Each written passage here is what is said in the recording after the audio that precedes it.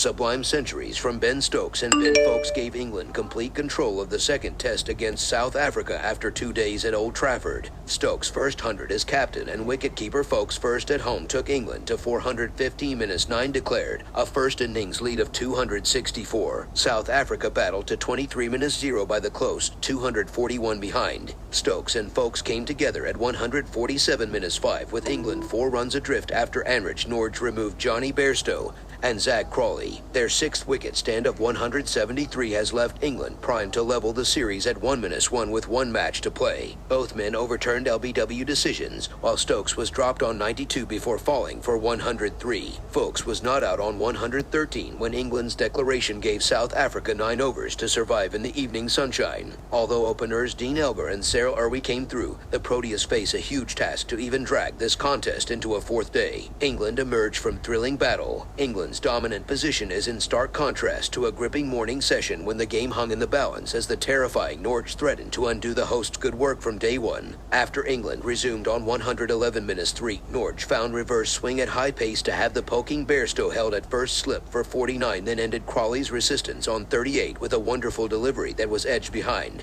The Stokes-Foakes rebuild was not based on the swashbuckling style favored by England so far this summer, but through careful, correct and classical test batting. The gradual grinding down of the South Africa attack came on a pitch that is wearing quickly and delighted a boisterous crowd. The name of James Anderson was sung as the local hero emerged to loosen up between innings, and Anderson thought he had snared Irwin LBW, only for the left-hander to survive England's review. All is not lost for South Africa. If they can in any way match England's effort with the bat, a 4th innings target of 150 could prove tricky given the state of the pitch and quality of the touring attack. But England are massive favorites for victory, possibly by an innings before Sat is out. Stokes brings drama in more ways than one. Stokes' century came on the day his documentary Phoenix from the Ashes was released. It was an innings that had its own share of theater. His troublesome left knee needed treatment when he had only 16.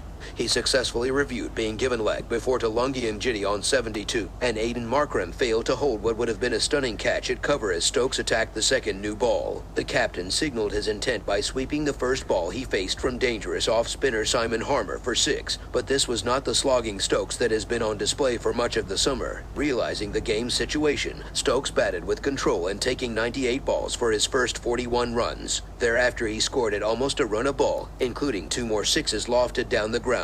He took tea on 98 not out, then celebrated his 12th century with the familiar bent finger tribute to his late father Jed, made all the more poignant given the personal struggles Stokes detailed in the run-up to this match. A swipe at Kagiso Rabada resulted in a skied catch to mid-off, ending another magnificent display by England's talismanic all-rounder. Foakes the perfect foil. Foakes is quietly establishing himself under the leadership of Stokes and coach Brendan McCullum, already among the leading glovermen in the game.